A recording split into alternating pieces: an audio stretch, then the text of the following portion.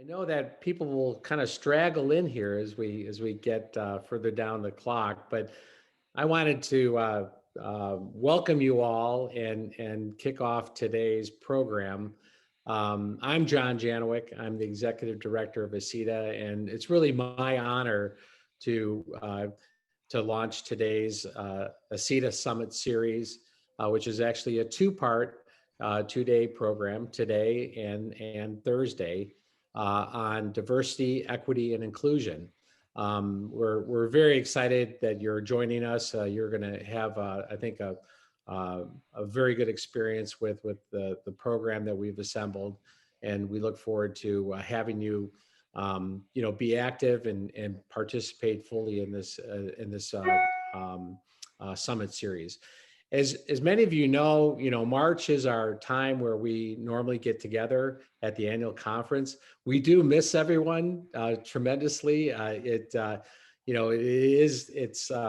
such an unusual year last year and this year with not having the annual conference, but we are actively looking forward to and planning for next year's annual conference, when we will get back together again for the first time in 2 years, which will be next March in New Orleans. So I wanted to have everyone make sure that you know that we are planning to get together again next March in New Orleans, for our annual conference.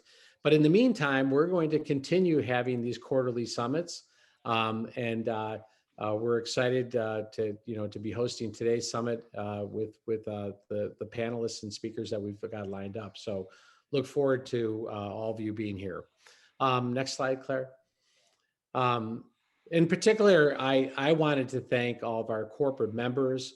Without you and your support, your company's dedication, we wouldn't be here today. It's been obviously a very difficult couple of years with us, with the pandemic, and we've kept close with all the corporate members.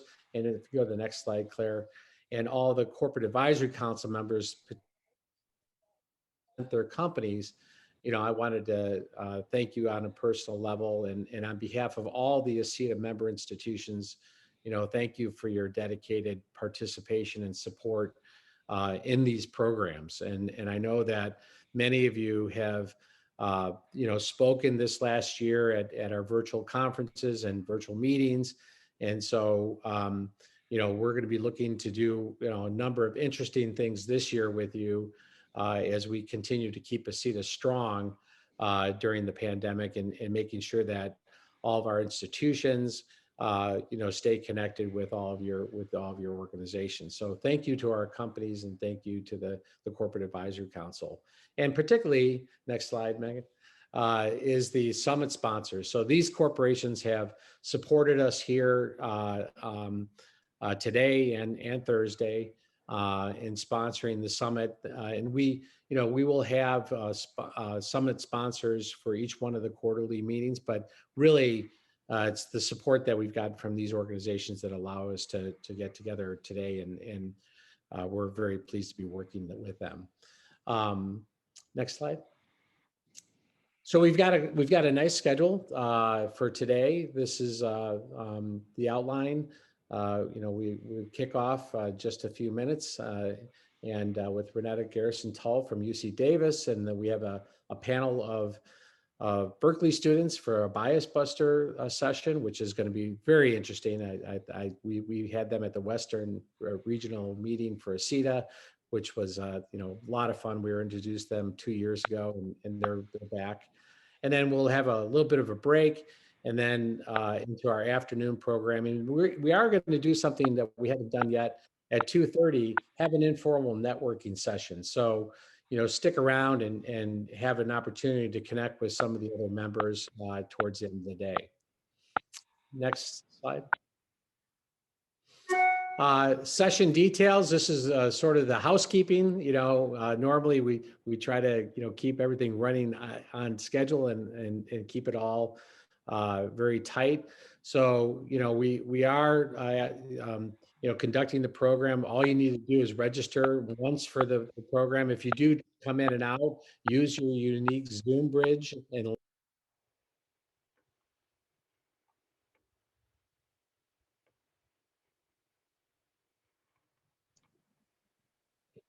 Um, Turn off your microphones unless you are going to be speaking.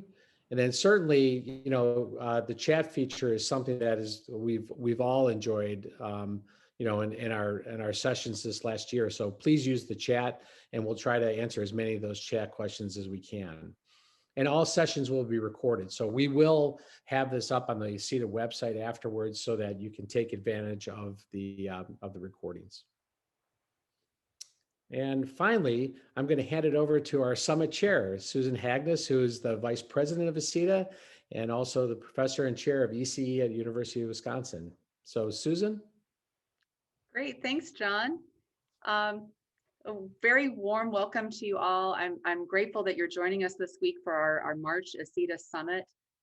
The fact that we're not able to gather in person this year has given us the opportunity to rethink our annual meeting. And in coming together for these quarterly two-day summits rather than a single week-long event, we've been able to dive in on timely themes throughout the year. As you all know, the focus of our meeting today and on Thursday is arguably the most important challenge we face as leaders in ECE communities across North America.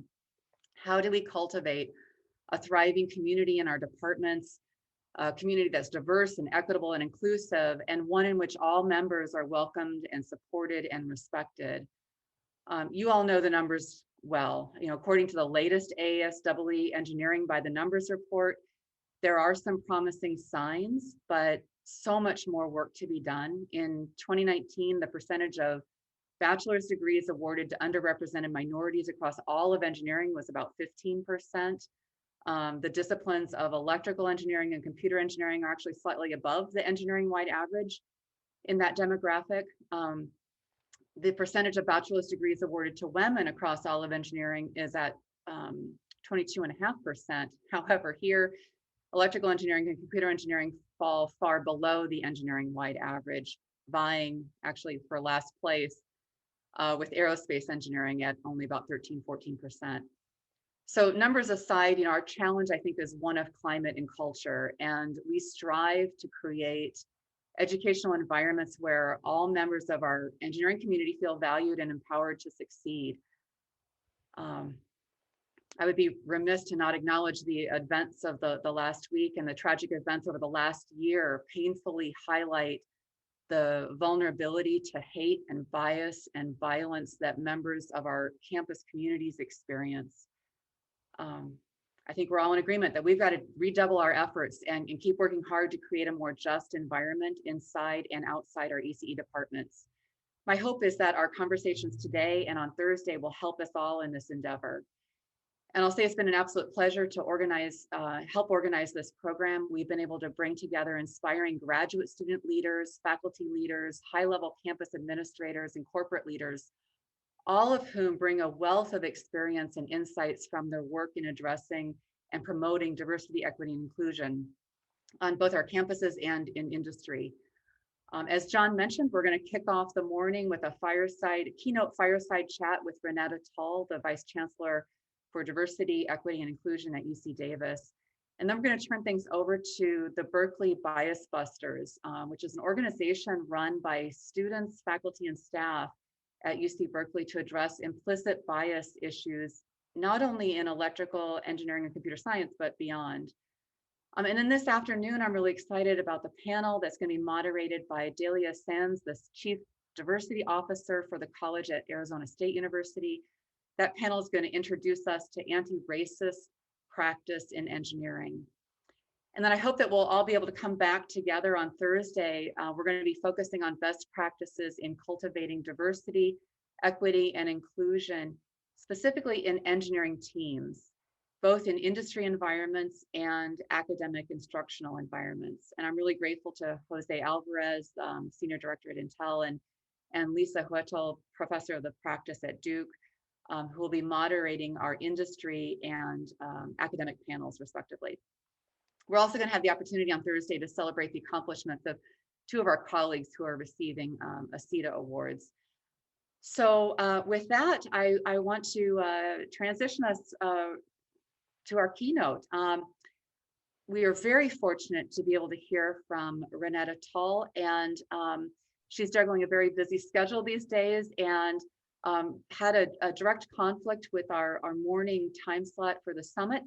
But she and I are able to get together and have a fireside chat and record that. And so we're now going to transition to that conversation.